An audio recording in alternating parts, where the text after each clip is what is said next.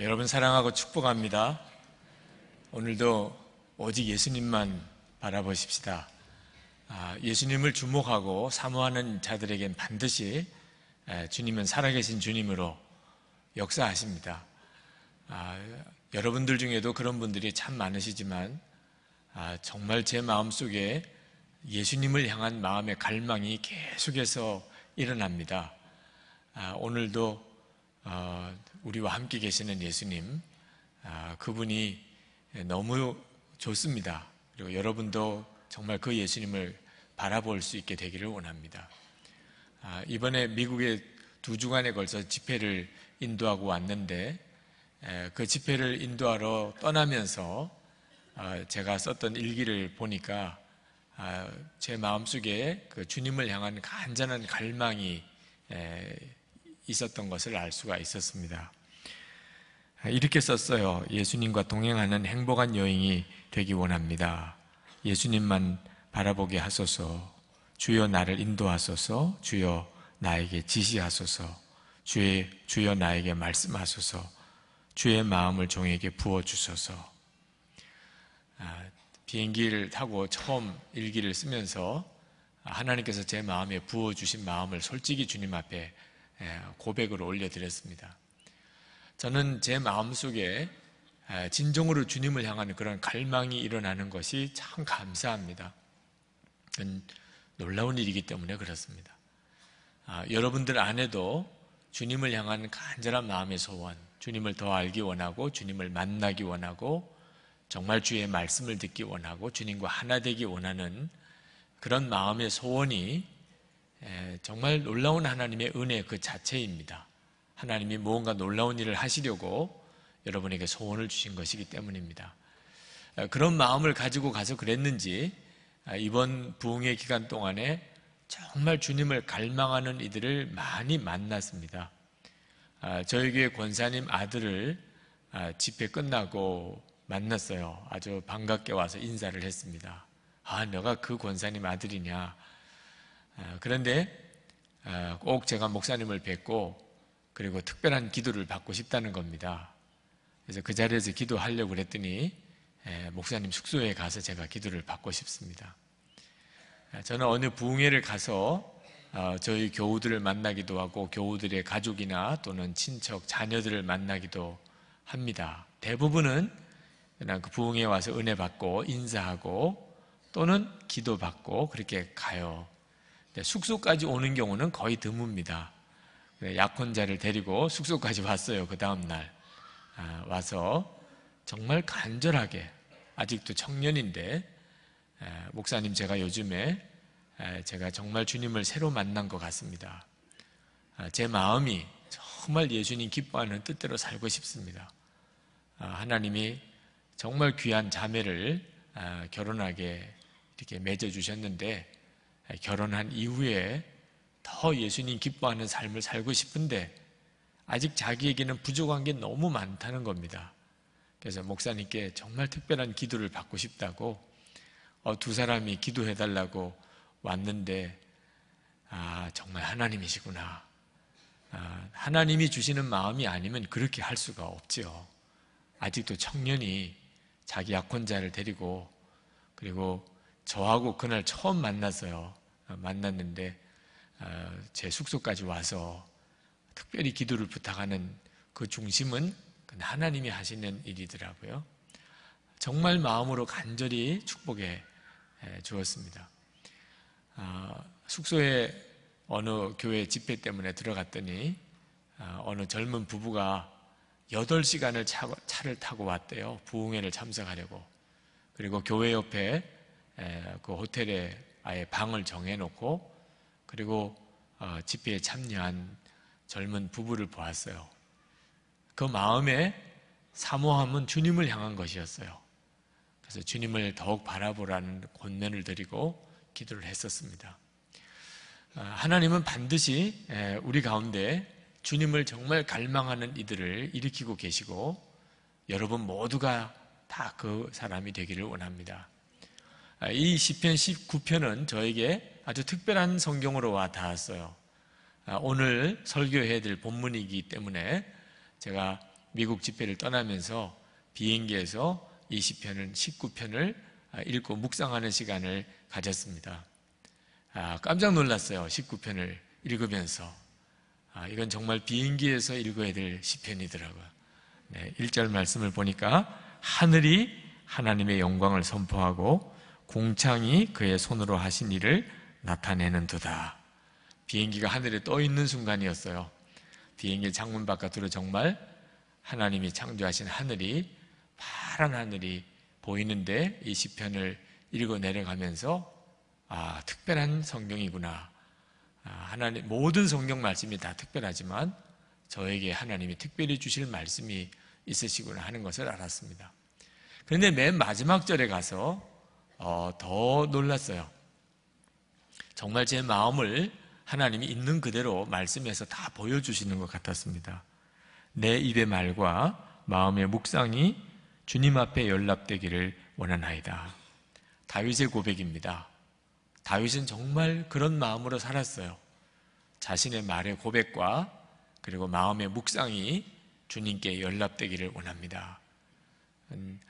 제 마음이기도 해서 하나님, 저도 아멘입니다. 제가 이번 집회뿐만 아니고 앞으로 제 말과 제 마음의 묵상이 정말 주님께 연락되는 그런 사람이 되기를 원합니다. 그렇게 기도했습니다. 근데 생각해 봤습니다. 저 자신이 놀랍더라고요. 제 마음의 묵상이 주님께 연락되기를 원합니다. 이런 고백을 드리는 저 자신이 놀라워요. 여러분, 이 말씀이 그냥 흘려보내기에 쉽지만 정말 중요한 말씀입니다. 마음의 묵상이 주님께 연락되기를 원합니다. 저는 전에는 그런 고백을 못했어요. 무서워서 못했어요. 제 마음의 묵상이 주님께 연락되기를 원합니다. 제게 있어서 제일 큰 고민이 마음이었기 때문입니다. 저는 사람들이 저를 아주 꽤 괜찮은 목사로 보시는 것 같아요. 그건 제 외모가 그런 모양입니다. 저를 처음 만나는 사람도 목사님이십니까? 그러시고 꼭 목사님 같아요. 그러는 거 보면 제가 태어나기를 아주 목사처럼 생기게 태어났나 봅니다. 어떤 분은 저를 앞에서 보아도 목사고 뒤에서 보아도 목사라고 그러셔서 저를 더 부담스럽게 해요. 생김이 아주 정말 좋은 목사처럼 그렇게 생겼으면 마음도 그래야 되잖아요. 근데 저는 제 생김은 그렇게 생겼는데 마음은 정말 저를 고민하게 하고 저를 낙심하게 만드네요. 마음에 떠오르는 생각들, 말도 안 되는 생각들, 어떤 때는 너무나 부끄러운 생각들, 정욕적이고 거짓되고 교만하고 말도 안 되는 상상들, 교우들 앞에 내어놓기가 정말 부끄러웠던 것이 제 마음이었어요. 하나님은 중심을 보신다고 그러시잖아요. 아무리 겉으로 목사처럼 생겨도 하나님이야 중심을 보시잖아요. 제가 꼭 교인들을 속이고 사는 것 같더라니까요. 교인들은 저를 꽤 괜찮은 목사처럼 보시는데 그거는 생김이 그렇게 생겨서 그래요. 제 마음의 중심은 차마 교우들에게 열어놓을 수가 없는 그런 마음을 가지고 제가 있으니 제가 완전히 교인들을 사기치고 사는 것 같은 사람처럼 여겨졌습니다. 그래서 목사직을 그만두고 싶었어요. 언젠가는 다 제 실상이 다 드러날 텐데 그때 가서 유기성 목사가 그런 사람이야? 그러면 그거 어떻게 합니까? 차라리 지금 목사직을 사표내는 것이 훨씬 제 마음이 편할 것도 같았습니다. 하나님 앞에서 저에게 있어서 가장 힘든 문제였어요. 마음의 묵상이 주님께 연락되기를 원합니다. 이건 상상할 수도 없는 일이었어요. 근데 하나님께서 말씀을 통해서 그것이 저만의 문제가 아니라는 걸 알게 하셨습니다. 하나님께서 말씀으로 저에게 사람의 마음이 어떠한지를 깨닫게 하셨는데 예레미야 17장 9절 말씀입니다. 만물보다 거짓되고 심히 부패한 것은 마음이라. 우리 마음이 다 그래요. 여러분, 마음의 묵상이 하나님께, 주님께 연락되기 원합니다. 이건 아무나 할 수 있는 고백이 아닙니다. 세상에서 제일 더러운 게 우리 마음이에요. 그런데 또 말씀을 통해서 하나님이 저에게 깨우쳐 주신 것이 이것이 무서운 마귀의 공격이라는 것이에요. 요한복음 13장 2절에 보면 가룟 유다가 예수님을 팝니다. 은 30에. 그때 마귀가 가룟 유다에게 예수를 팔려는 생각을 집어넣었다고 그랬습니다. 마귀는요, 무차별적으로 우리에게 말도 안 되는 생각, 더러운 생각, 음란한 생각, 거짓된 생각, 미운 생각, 죽이고 싶은 생각, 죽고 싶은 생각, 또 헛된 공상들, 슬픈 생각, 무차별적으로 넣어줘요. 사도행전 5장 8절에 보면 아나니아와 삽비라가 헌금하고도, 땅을 팔아서 헌금하고도 그 자리에서 죽어나가요. 왜냐하면 갑자기 인색한 마음이 들어서 땅값 일부를 감추고 그리고 다 바치는 것처럼 거짓말을 하다가 베드로가 사탄이 내 마음에 가득하다고 그렇게 책망받고 죽어나갑니다. 순간이에요. 우리 마음에 마귀가 역사하고 우리 마음을 사로잡는 게 순간이에요. 그래서 마음을 하나님께 드리는 것이 대단히 어려운 거예요. 그때부터 제가 비로소 정신 차리기 시작했습니다. 아, 나는 왜 이래? 아, 나는 참 가증한가 봐. 이러고 있을 문제가 아니라는 걸 알았어요. 예수님의 이름으로 엉뚱한 생각, 말도 안 되는 생각 대적해서 물리치고, 그리고 24시간 예수님을 바라보는 일을 하기 시작한 것이 그 까닭입니다. 제 마음을 지키지 않으면 안 되겠구나 하는 사실을 깨달았어요. 여러분, 신앙생활을 해도 마음이 어떠냐에 따라서 너무 다릅니다.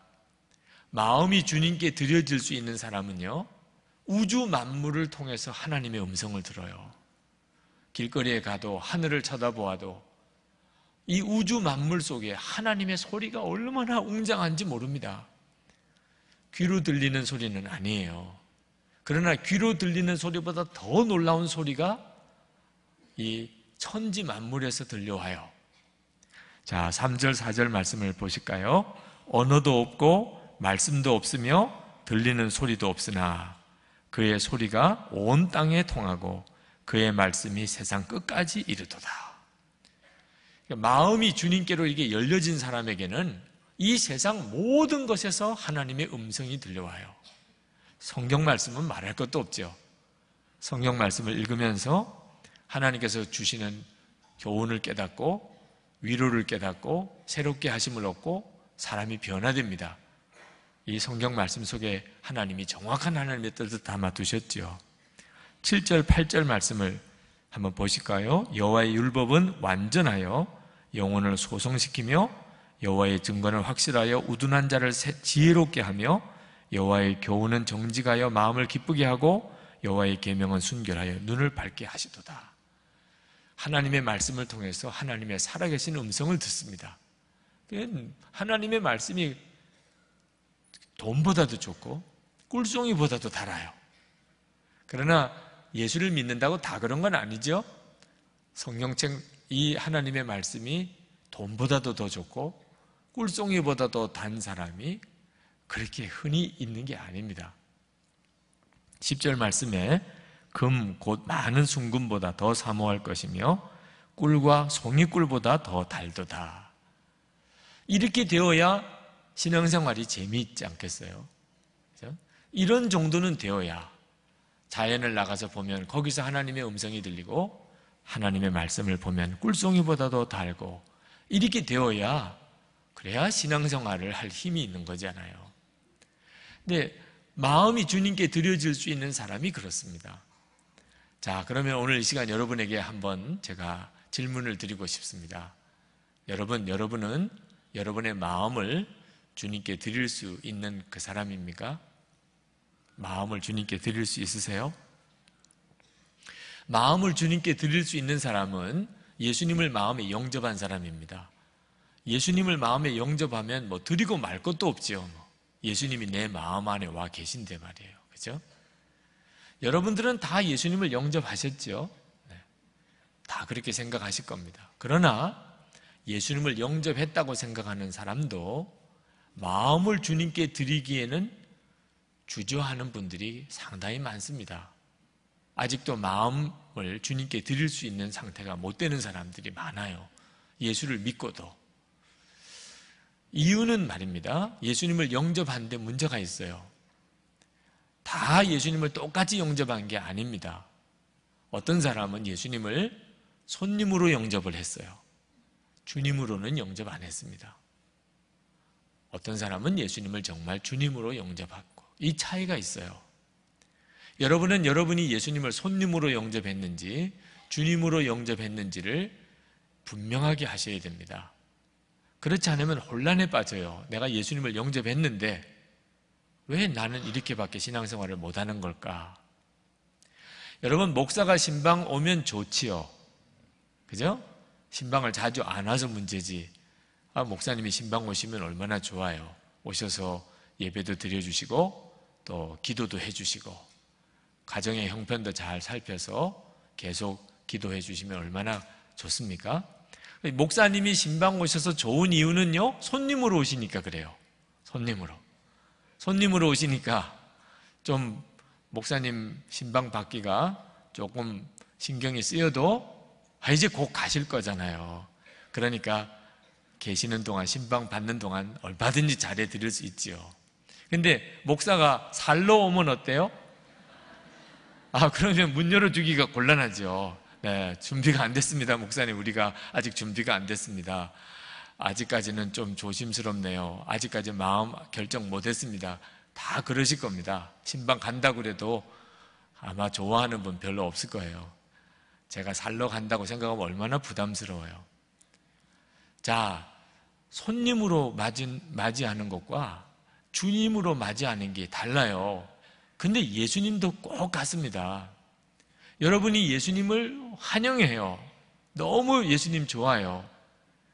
근데 그게 진짜 주님으로 생각해서 그런 건지, 손님으로만 생각하니까 그런 건지 여러분이 한번 잘 살펴보세요. 예수님 귀한 분이죠. 나 위에 십자가에서 죽어주신 분이에요. 나를 지옥에서 건져주신 분이에요. 앞으로 내 문제도 여러 가지로 해결해 주시고 도와주실 분이에요. 그러니 대환영이죠.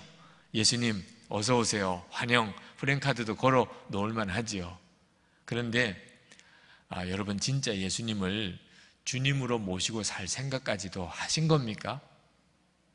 그냥 손님으로 오셔서 내 문제 좀 해결해 주시고 내가 끝까지 천국 가도록 좀 도와주시고 그런 정도만 하시면 대환영인데 예수님이 갑자기 금고까지 관리하려고 하시네.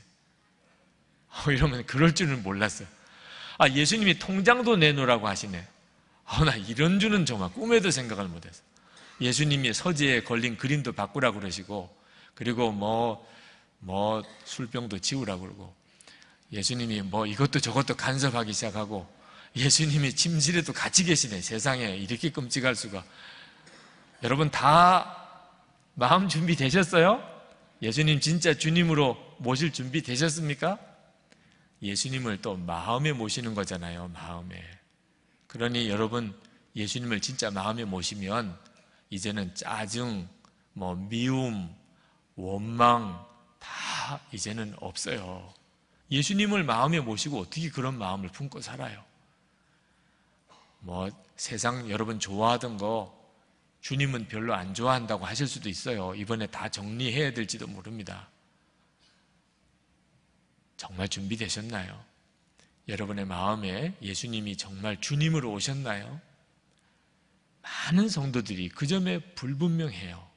예수님을 영접했다고는 하지만 그저 손님 정도로만 생각하고 계시고, 진짜 주님으로 내 삶을 다 예수님에게 맡기고 내 생각, 마음, 감정까지도 주님이 하자는 대로 이렇게 할 만한 마음의 준비는 아직도 없다고 말입니다.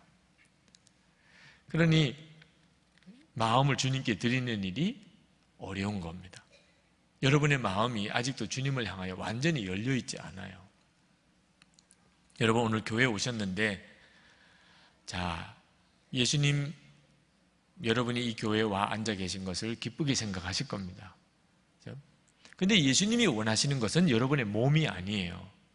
여러분의 몸이 이렇게 예배당에 와 앉아 있는 것만 원하시는 게 아니고 예수님은 여러분의 마음을 원하세요. 마음을. 여러분은 오늘 주일 예배 드리기 위해서 꽤 준비하고 오셨을 거예요. 그죠? 머리도 감고 또 깨끗한 옷도 입고 여자 성도님들은 또 화장도 하시고 지각을 해도 화장은 끝내고 와야 되잖아요. 네. 하여튼 여러분 꽤 신경 쓰시고 오늘 주일 예배에 오셨는데, 그러나 예수님은 여러분이 얼마나 이쁘게 단장하고 오셨는가 하는 것보다 여러분의 마음을 받으시기를 원하세요. 근데 마음 준비는 됐나요? 화장 준비하느라고 마음은 신경을 못 썼나요? 그게 문제인 거예요. 주일 예배를 드리는 걸 예배당에 와 앉아 있으면 예배를 드리는 거라고 생각해요. 내 마음을 주님께 드리는 거거든요. 그런데 세상에 먹고 사는 염려, 근심, 걱정은 그대로 가지고 있고, 사람에 대해서 미움, 원망, 질투도 그대로 가지고 있고, 또 세상에 내가 은근슬쩍 이렇게 기웃거리고 하나님 기뻐하지 않는 그런 일들, 또 생각들, 소원들 여전히 가지고 있고, 욕심도 그저 있고,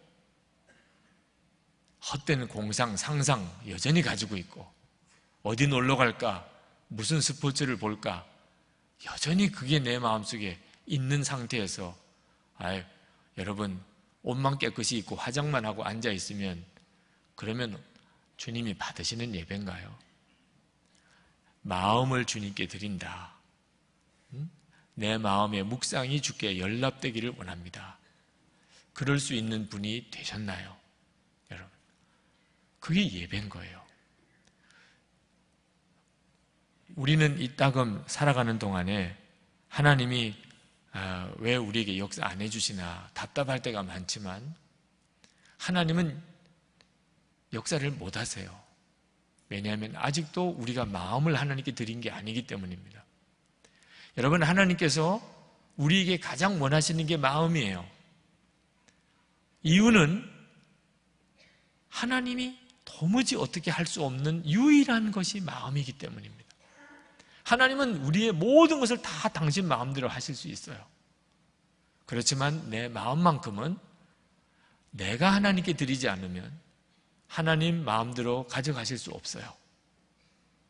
그래서 하나님이 우리 마음을 원하시는 거예요. 오늘 여러분이 교회에 와서 하나님께 헌금을 드리지만 사실은 마음을 드리는 거죠. 여러분의 마음을 드리는 겁니다.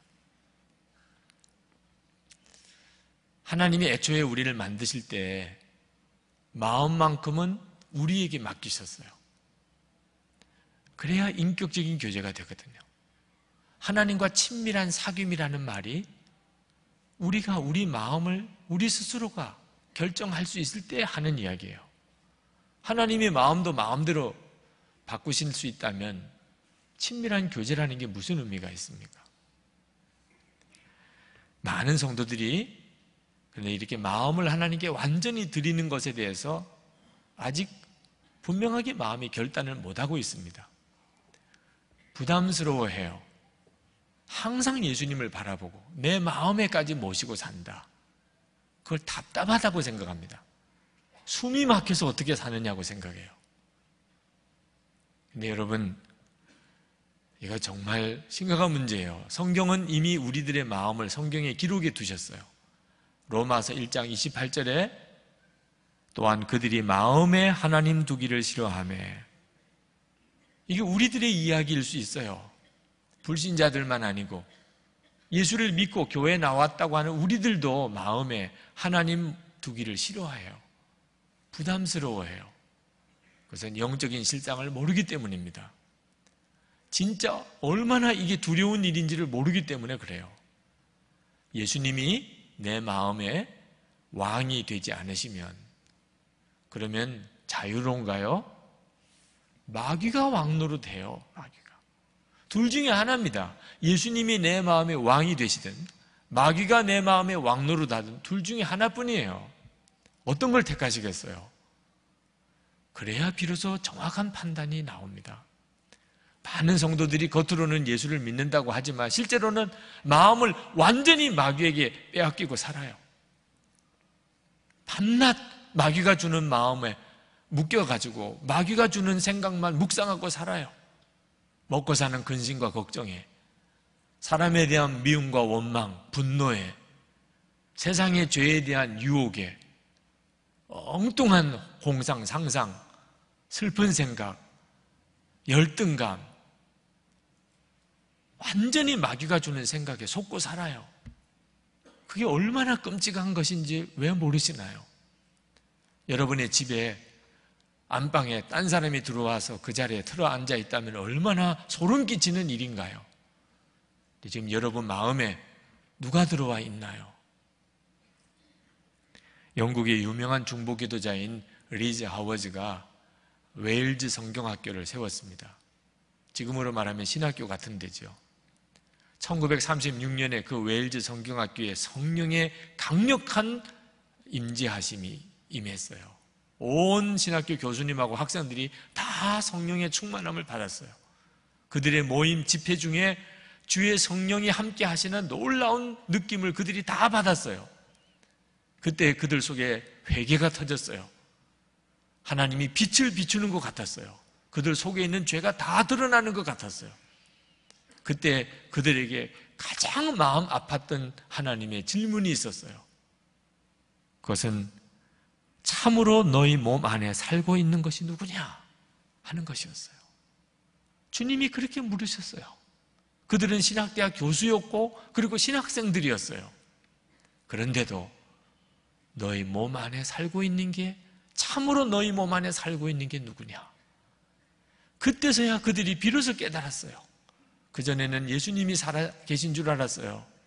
그런데 주님의 빛이 비추고 보니까 그들 속에 육신적인 정욕이라든지, 그리고 교만이라든지 이기심이라든지 끔찍한 육신적인 모습들과 죄악이 자기들 속에 주인 노릇하고 있는 것을 비로소 알았어요. 아무도 대답할 수가 없었어요. 하나님 앞에 주님이십니다. 아무도 대답을 못했어요. 그냥 통곡하고 울 수밖에 없었어요. 지금 이 시간에도 우리가 정확히 물어봐야 돼요. 내 육신 안에, 이 몸 안에 누가 살고 있는 겁니까? 예수님이신가요? 정말 예수님이 지금 여러분 마음 안에 여러분의 생명이 되시고 주님이 되셔서 살고 계신 거예요? 아니면 그런 줄로만 알고 지나온 겁니까? 실제로는 육신의 정욕, 말할 수 없는 교만, 이기심, 온갖 죄, 염려와 근심, 슬픔과 낙심, 이게 다 어디서 온 것들이죠? 여러분, 무엇보다도 마음을 지켜야 돼요.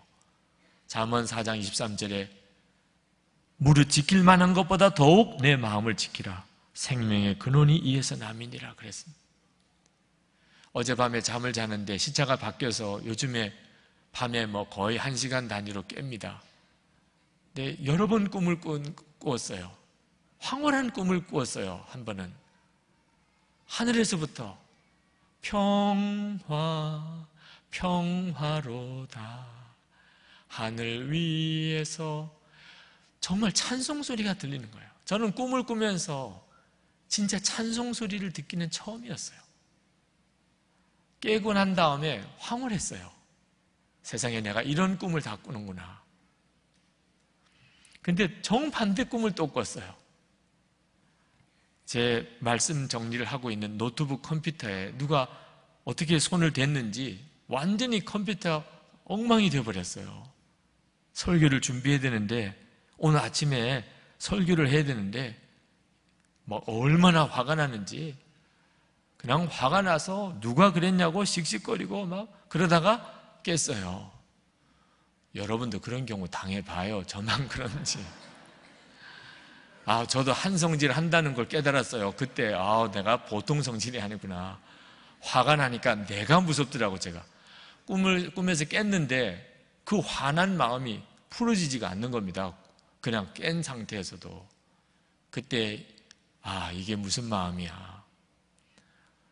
우리의 마음이요, 순간순간 막 바뀝니다.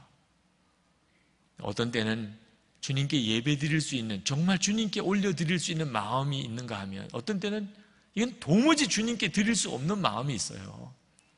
분별해야 됩니다. 여러분의 마음 그냥 넘어가면 안 돼요. 여러분의 마음의 묵상이 주님께 드릴 수 있는 정말 제물이 되어 있습니까? 만약에 그렇지 않다면 해결해야 돼요. 그걸 그냥 넘어가면 안 돼요. 그냥 품으면 안 됩니다. 그래서 주님도 어떻게 못하는 거예요. 마음을, 주님이 주지 않는 마음을 품고 있으니 주님도 어떻게 못하시는 거예요. 여러분, 하나님이 왜 다윗을 택하셨는지 아십니까?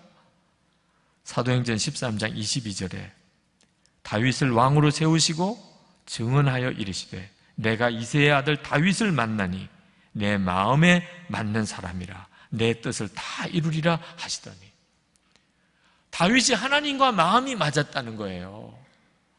핵심이 마음이에요. 마음. 여러분, 하나님께 여러분의 삶이 정말 드려져서 하나님이 여러분의 인생을 들어 쓰시고 하나님 영광의 도구로 사용하는 조건이 여러분의 마음이라니까요. 다윗은 그랬어요. 하나님이 보실 때 하나님과 마음이 맞았어요. 시편 19편 14절에 보니까 그럴만해요. 다윗은 언제나 내 입의 말과 그리고 내 마음의 묵상이 주님께 연락되기 원합니다. 그렇게 살았어요. 다윗은 항상 마음의 소원이 하나님, 내 마음이 하나님께 드려지는 마음이 되기 원합니다. 그게 충분해요. 우리가 그러고 살기만 하면 됩니다. 여러분, 걱정과 염려하지 마세요. 그냥 여러분의 마음의 생각이 주님께 드려지는 제물이 될 수 있는가? 내 마음을 지금 있는 이대로 하나님께 드려도 괜찮은가? 그럴 수 없다고 싶으면 빨리 그 마음을 치워야 됩니다. 주님이 기뻐하시는 그 마음을 품으셔야 돼요. 그때부터 역사가 일어나는 거예요. 우리가 그렇게 변화시켜달라고 하나님께 기도를 해도 변화되지 않는 이유는 여러분의 마음에 문제가 있는 겁니다. 여러분이 마음을 열어놓지 않은 채 아무리 기도해도 주님은 어떻게 하실 수가 없어요. 마음을 주님께 드릴 수 있는 자, 이게 여러분의 신앙의 목표가 되시기 바랍니다. 이제부터 여러분의 신앙의 목표, 내 마음을 주님께 드릴 수 있는 사람, 가정에서든 직장에서든 교회에서든 어디서든지 길거리 가든지 여러분이 의식이 있는 동안에는 내 지금 이 마음이 주님께 드려질 수 있는 마음이 되기를 항상 그 점만 준비하고 사세요. 그러면 여러분이 알게 됩니다. 주님이 역사하시는 것을.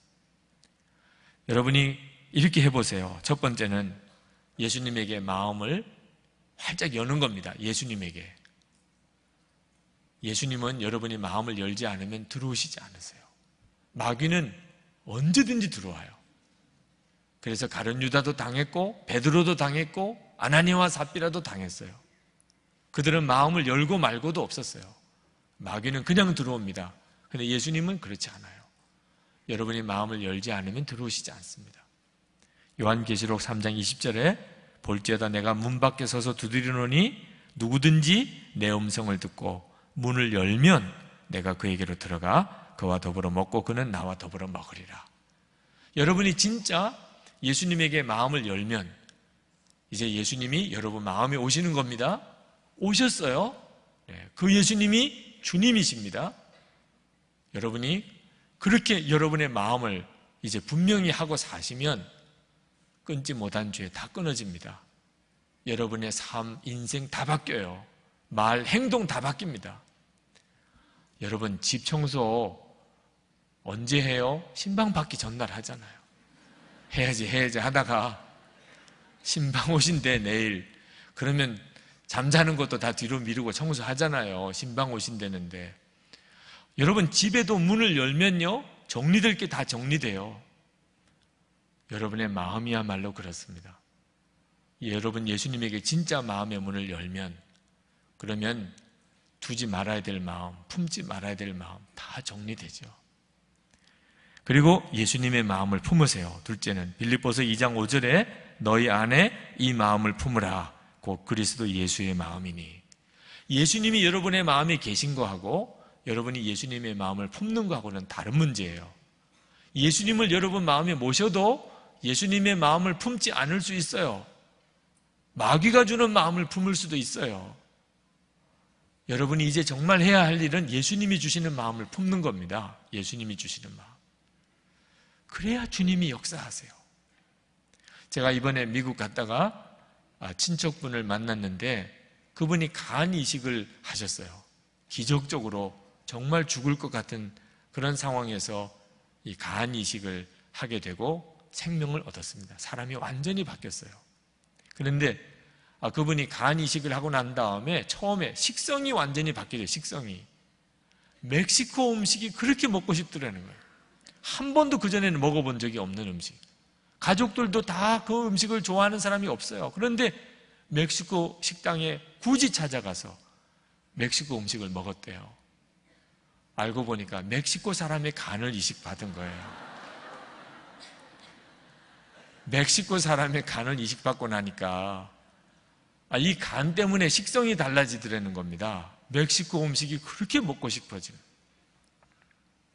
여러분, 간 이식을 해서 멕시코 사람의 간만 가지고도 식성도 달라질 정도라면 우리는 심장 이식을 한 사람이잖아요. 우리는 예수님과 함께 죽고 예수님의 심장이 이제는 내 심장이 됐잖아요. 예수님이 내 생명, 예수님이 내 주님이시잖아요. 인생이 안 바뀔 수 있겠습니까? 심장 이식은 예수님의 마음을 품는 겁니다. 마음을, 하트라고. 예수님의 심장으로 사는 겁니다. 여러분 이제 정말 해보세요. 예수님을 영접하셨잖아요. 여러분은 죽고 예수로 사는 십자가의 복음을 아시잖아요.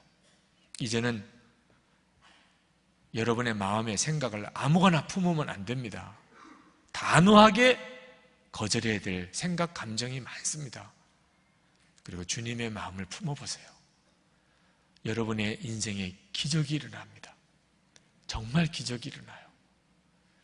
예수님의 능력이 부어지고 주님의 지혜가 오고 주님의 사랑이 부어지고 주님의 기쁨이 임하고 주님의 평안이 임하고 사람이 안 바뀔 수가 없죠. 말이 달라져요. 14절에 내 입의 말과 마음의 묵상이 주 앞에 연락되기를 원하나이다. 먼저 말이 달라져요. 이제는 전에처럼 말하지 못합니다.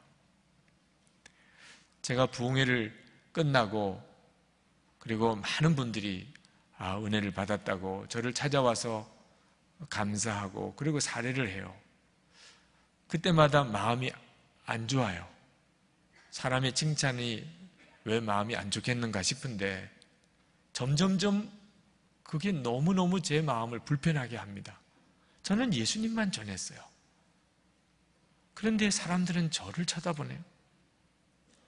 제가 뭔가 제대로 말씀을 제대로 못 전한 것 같구나. 아직도 내가 부흥회를 한다고는 하지만 아직도 나는 부족한 게 많구나. 그런 생각이 들어요. 예수님에 대해서 이야기를 하시는 걸 들으면 너무 기뻐요.